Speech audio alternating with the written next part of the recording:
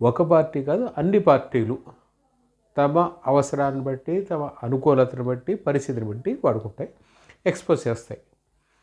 దీనిని ఎలా డీల్ చేయాలి అనే విషయంలో అధికార పక్షానికి స్పష్టత ఉండాలి. వాస్తవానికి ఓకే, లగచర్లలో ఫార్మా క్లస్టర్ కోసం కానీ ఫార్మా విలేజ్ కోసం ల్యాండ్స్ సేకరించడం.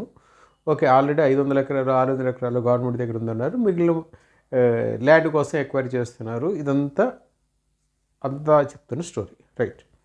కానీ మమ్మల్ని పోలీసులు వేధించారు, లైంగికంగా ఇబ్బంది పెట్టారు అని చెప్పి కొంతమంది మహిళలు చెప్పారు అనేది వస్తున్న వార్త. ఇది నిజమా తప్ప అనేది నిర్ధారించుకోవడం కోసం ప్రతిపక్ష నాయకులు, ప్రజా సంఘాల వాళ్ళు అక్కడికి వెళ్ళడానికి ప్రయత్నిస్తున్నారు.